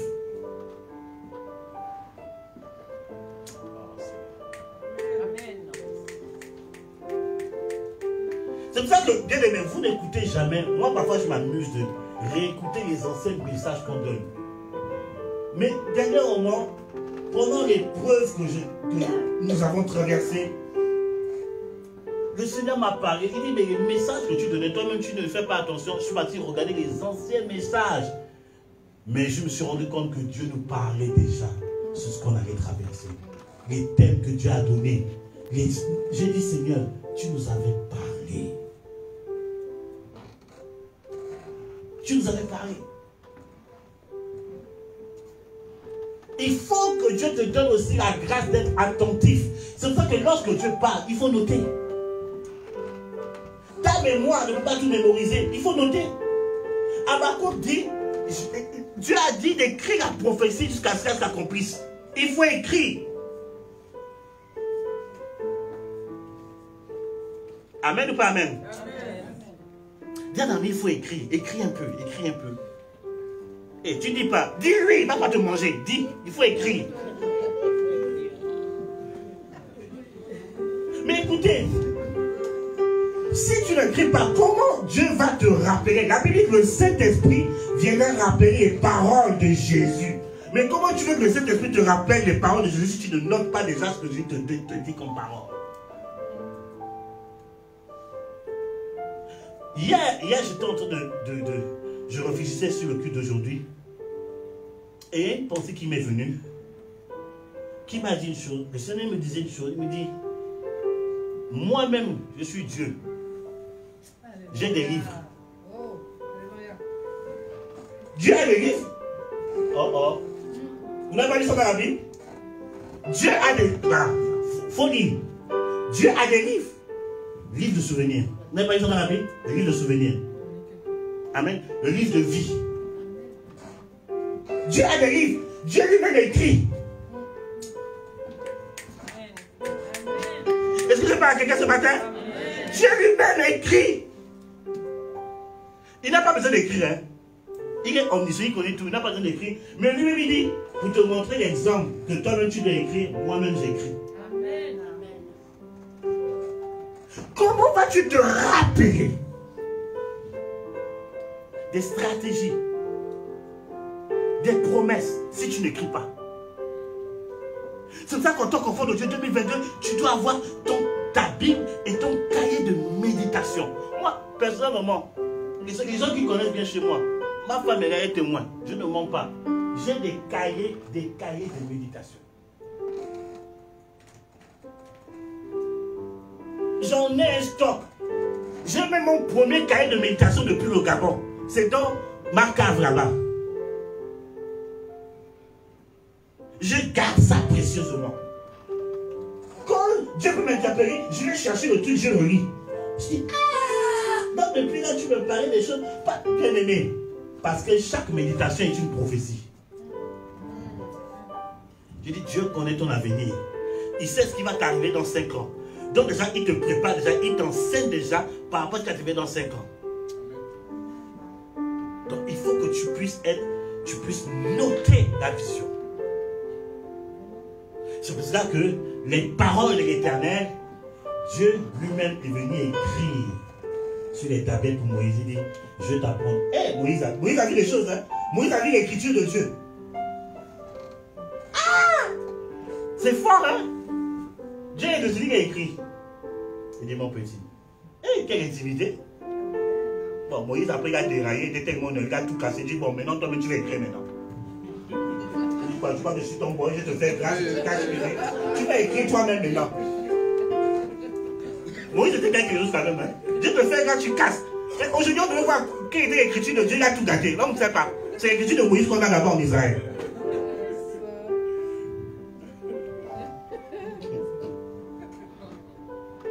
Tout ça à cause de la colère. Que Dieu te délivre de la colère. Amen. Il y a une colère là qui ne dépend pas de Dieu. Il y a une colère là qui détruit tout. Pendant que Dieu veut construire quelque chose, tu es tellement nerveux ou nerveuse que tu casses tout ce que Dieu veut construire. Il dit ce que tu as cassé là, tu vas le faire toi-même. C'est ça parfois tu dis là, Seigneur, mais tu as tout gâté toi-même. J'ai connu un serviteur de Dieu, lui c'était un craqueur. C'était un craqueur. Lui, hein, il te dit pas des choses en face. Hein. Tu lui fais quelque chose là-bas, il ne parle pas, il dit ok. C'est ici là qu'il vient régler le compte. Il bombarde, il bombarde. Il dit, toi lève-toi. Voilà ce que la personne m'a dit en entretien. La Bible dit, j'ai dit, mais mon gars, c'est pas ça. Mais les gens fuient l'église, il est resté seul. Il dit, mon gars, c'est pas le diable, c'est toi-même. Dieu te donne quelque chose, tu casses en craquant. Vous savez que moi, quand j'ai une incompréhension de quelqu'un, j'appelle la personne. On parle. Je ne suis pas d'accord avec ça. Je ne suis pas d'accord avec ça. Ici, là, je dois enseigner. Ici, ce n'est pas règlement de compte. Ici, c'est pour édifier les gens. Mais s'il y a quelque chose, je t'appelle. Vous qui me connaissez, c'est comme ça que je réagis. Je ne suis pas d'accord avec toi. Prochainement, c'est comme ça qu'on fait. Et tu comme ça, là. Et tu comme ça. Et tu comme ça. Donc, si vous voyez un peu craquer un peu ici, c'est que j'ai parlé à côté. La personne s'entête dans son affaire de démoniaque. Alléluia. Après moi j'avance. Qui a dit amen bien? La vision d'Isaac. Il connaissait les temps. Il connaissait les saisons. Il connaissait les opportunités que Dieu avait arrêtées pour son peuple. Et David dit, partez nous dire comment l'ennemi travaille. Je lui dis la vérité. Dans le plan du Seigneur,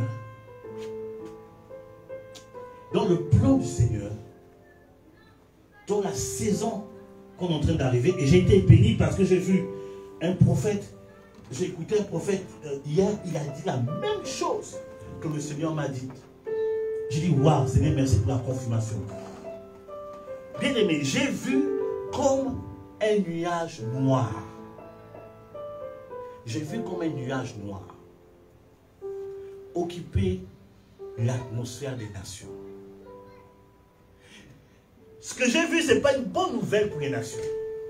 Ce n'est pas du tout une bonne nouvelle. Ce n'est pas du tout une bonne nouvelle. Je vais dire la vérité. Vous avez espéré, oh Seigneur, que cette affaire finisse, même cette année-ci, ça ne va pas finir, ça va continuer. Ça va continuer. Parce que Dieu permet cela. Parce qu'il est en train de préparer quelque chose. Et ce que le Seigneur m'a fait comprendre, c'est comme sur le temps de Jézabel. À un moment donné, les prophètes de Baal étaient en avant et les prophètes de l'Éternel étaient cachés. Alléluia. Et Israël était sous une atmosphère bizarre. À tel point que Abdias a dit, mais où est l'Éternel? Mais je dis la vérité, ce nuage noir est en train de préparer quelque chose de fort dans les nations. C'est en train de préparer quelque chose de fort dans les nations. De plus en plus, la bête est en train de s'asseoir. De plus en plus, vous avez dit la vérité, je vais dire la vérité. J'avais donné une prophétie depuis des années. Le Seigneur m'a fait comprendre que cette parole prophétique va commencer à s'accomplir. Laquelle? C'est qu'ils vont de plus en plus envoyer des espions dans l'église. On va de plus en plus vouloir espionner les hommes de Dieu. Donc si tu es homme dédié et tu dis quelque chose qui ne correspond pas à leur doctrine, tu auras des problèmes. c'est ce qui a été décidé dans le conseil, dans leur conseil là. C'est ce que Dieu m'a montré. Le plan de l'ennemi dans cette saison qui est en train d'arriver, c'est d'attaquer l'église. C'est pas d'attaquer en cachette, mais ça sera de vis-à-vis comme ça. C'est le plan de l'ennemi dans le calendrier du diable. C'est d'attaquer l'église de manière ouverte. C'est ça, prier pour le gouvernement qui arrive. Le gouvernement qui arrive aura cette mission d'attaquer l'église. Oh. Alléluia. Les ténèbres vont devenir encore plus épais. Mais Dieu utilisera cela pour amener ses enfants dans des retraites. Ouais, dans des retraites. Regardez, il y a des choses que Dieu a permis pour que tu te retrouves seul afin de prier. La Bible dit que toutes choses concourent au bien de ceux qui aiment Dieu. Dieu est en train dans ce moment d'interpeller ses enfants à prendre des séries de retraites pour chercher le Seigneur afin d'ouvrir le ciel et que le règne de Dieu, parce que Dieu veut amener, je vais peut-être choquer certaines personnes, si tu n'aimes pas cette nation, je vais te dire la vérité, Dieu aime la France et Dieu va amener un réveil papal en France. Il veut le faire. Mais Dieu veut trouver des personnes disponibles pour pouvoir amener ce vent de réveil. Oh.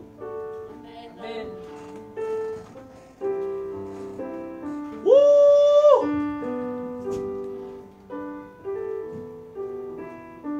Donc ne vous inquiétez pas. Ça va aller à son bureau. Mais en même temps, Dieu a sa stratégie pour pouvoir glorifier son nom. Alléluia. Alléluia. Alléluia.